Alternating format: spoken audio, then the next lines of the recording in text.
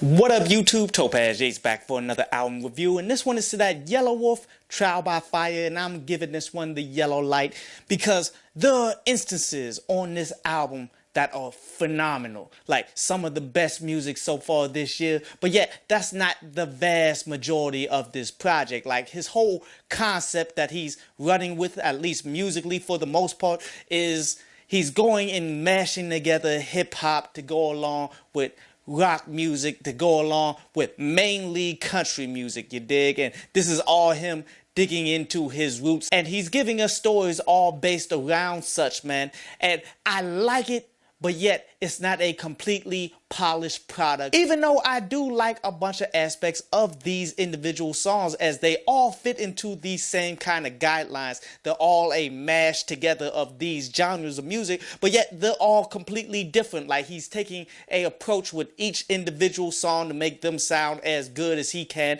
and they're not all the same like you would get on a bunch of other people's projects, even though they're based around the same theme. That's cool, but yet they're not dope though. There's really only two songs on here that I really love that I'm going to continue to rock with, but then there was some interesting concepts in there to talk about. But the vast majority of songs, from that Get Mine, the Shadows, to that Daylight, to that Punk, you can go almost all the way through this album, and all of these songs, they sound different, but yet they still sound the same because they're all along the same theme, if you understand what I'm saying. And they never really reached that level of greatness that Yelawolf has shown he can do throughout his entire career.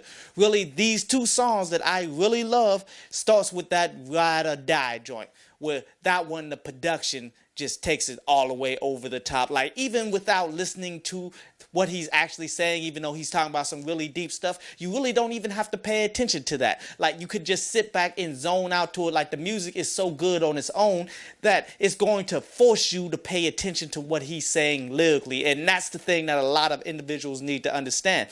You want to focus on making the best possible music, get the best possible production, have the best possible flow, have the best possible hook for all of these, man, and people are going to love your stuff without even understanding what you're talking about yet. That's how a lot of people in the past really got by with the music, but it's the lyrics on top here that takes this song completely over the top, because when you first enjoy the song and then you begin to break down what he's talking about the ride or die individuals that he's known all of his life, like when he's starting from the beginning with his friend that he was good friends with from birth pretty much, and they were cutting up and drinking and doing all of this stuff, and the friend ended up going to jail and getting his life together while Yelawolf was still out here in the streets doing all kinds of random nonsense and struggling. And when the friend from jail that got his life together and started getting a good job and all of that, he helped Yelawolf get his stuff together so he could build up his musical career, man. And he never forgets this, even though he's out on tour and all of that. He really don't speak to him all that often. He's still his ride or die,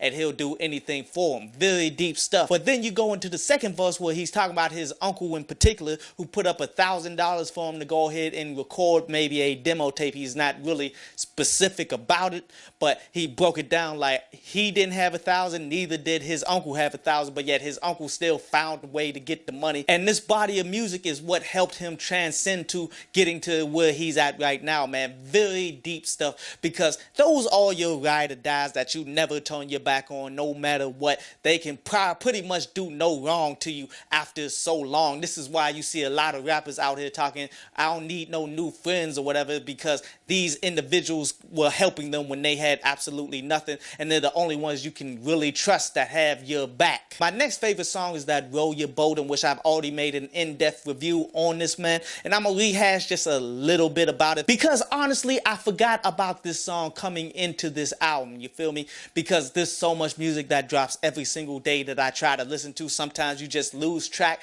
of the dope songs, but yet when you rehear it and you realize, oh, this is fire, and then you understand that you already made a review for it and you said it was fire all those weeks ago, it just goes down to tell you more that, okay, you really believe in this. Those two songs are maybe easily some of my favorite music to drop so far this year, and don't be shocked to hear more about those with my best albums and the best songs of the years. The list that I do at the end of the year pops up in December, that they will be a part of that.